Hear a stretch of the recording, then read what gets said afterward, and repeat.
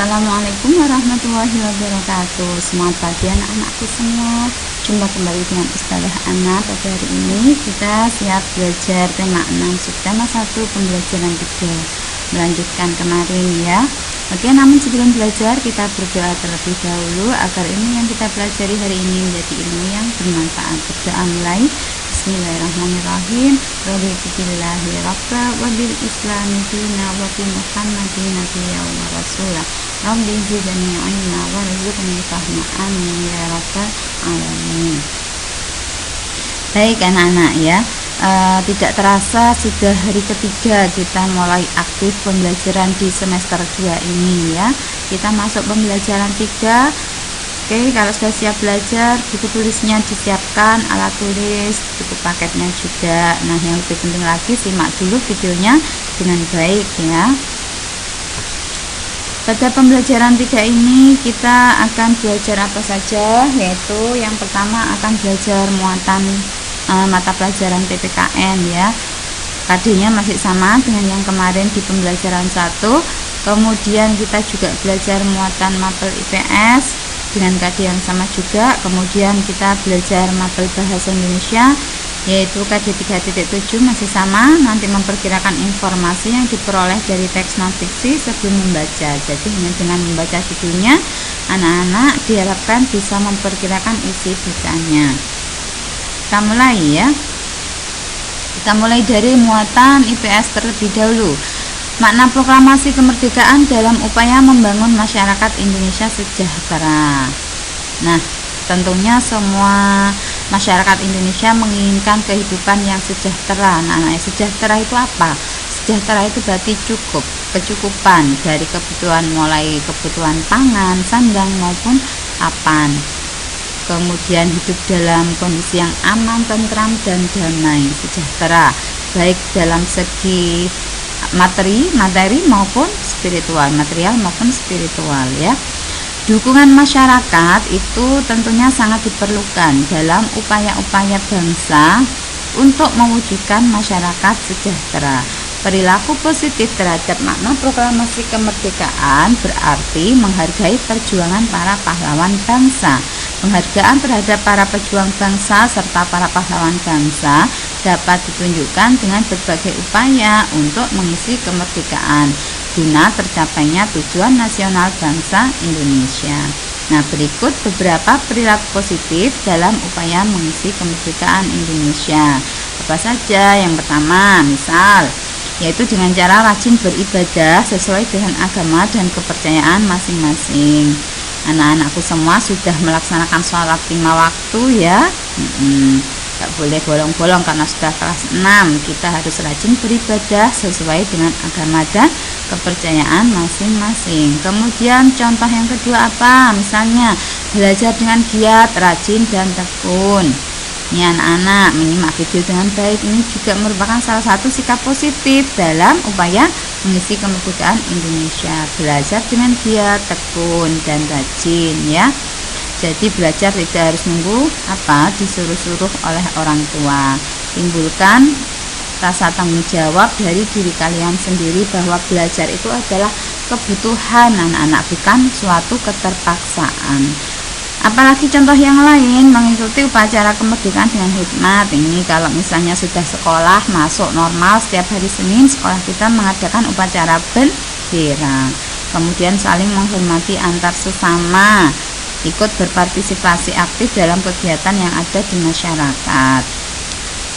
Ini ya beberapa contoh kegiatan positif untuk mengisi kemerdekaan guna tercapainya tujuan nasional bangsa Indonesia.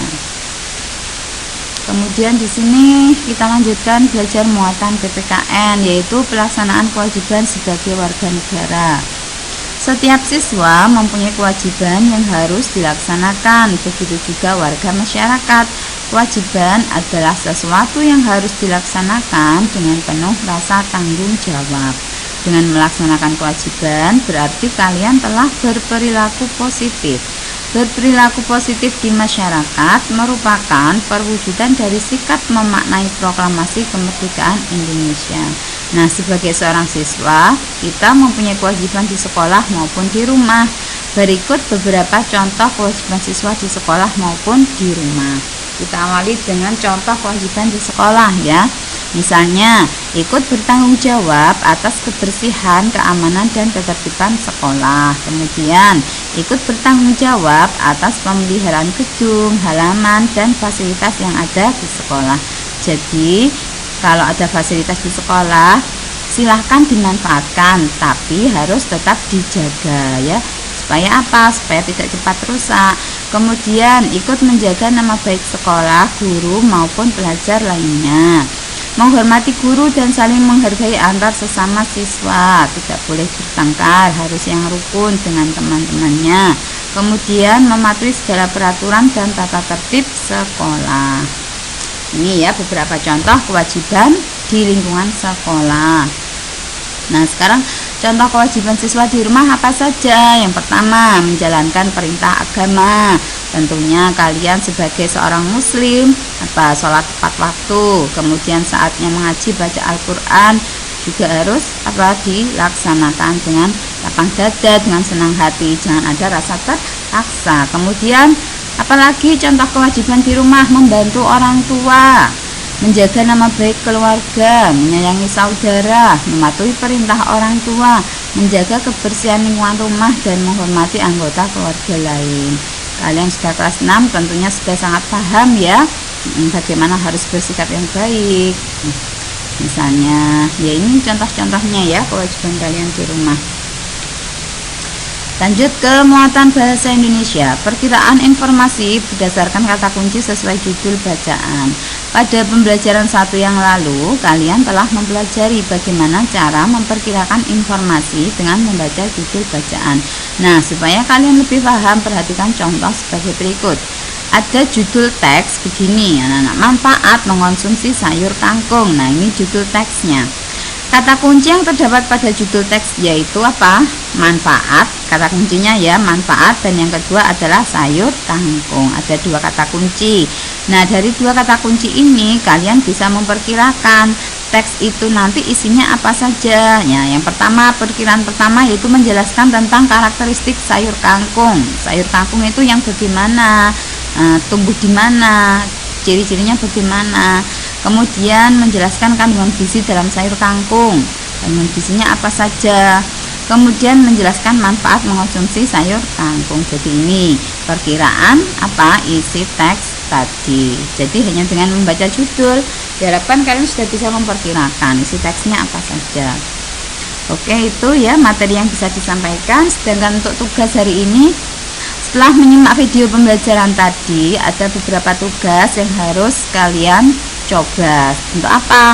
Untuk mengevaluasi pemahaman kalian. Setelah belajar tentunya ada evaluasi anak-anak ya. Yang pertama, nanti soalnya tidak perlu ditulis ya, langsung dijawab saja di buku tulisnya. Tulislah 3 contoh perilaku positif sebagai masyarakat dalam memaknai kemerdekaan. Tadi sudah disebutkan sebelumnya. Kalau kalian menyimak dengan baik pasti masih ingat. Kemudian yang kedua, apa yang terjadi jika kita tidak melaksanakan kewajiban dengan baik dan penuh tanggung jawab? Nah, ini apa yang akan terjadi. Selanjutnya, untuk nomor 3 dan 4, silakan dibaca teks berikut.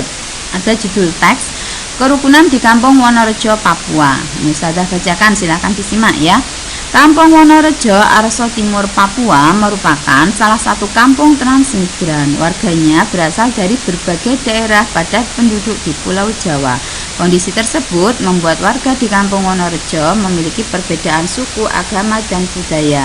Meskipun berbeda, kebersamaan begitu kental terlihat dalam keseharian mereka. Semua warga di Kampung Wonorejo hidup rukun. Mereka menyadari bahwa para pahlawan telah meraih kemerdekaan dengan semangat perjuangan tinggi. Dalam meraih kemerdekaan, para pejuang tidak memandang perbedaan daerah, agama, dan suku bangsa. Mereka bersatu padu untuk merebut kemerdekaan Indonesia dari tangan penjajah. Oleh karena itu, semua warga Kampung Wonorejo ingin menjaga persatuan di daerah mereka sebagai wujud menjaga kesatuan NKRI. Mereka hidup rukun dalam perbedaan. Ini teksnya ya. Nah, pertanyaannya tadi setelah menyimak judul dan teks tadi, apa kata kunci pada judul bacaan di atas? sebelumnya sudah diberikan contoh ya, anak-anak bisa mempelajari dari contoh tadi. Kemudian yang terakhir, apakah informasi dari bacaan berdasarkan kata kunci pada judul. Jadi ada 4 tugas untuk hari ini. Silakan dikerjakan dengan baik dan dikumpulkan tepat waktu ya. Oke anak-anakku semua, demikian pembelajaran hari ini. Terima kasih atas perhatiannya, semoga bermanfaat dan tetap semangat. Ustazah akhiri, wassalamualaikum warahmatullahi wabarakatuh. Terima kasih, sampai jumpa.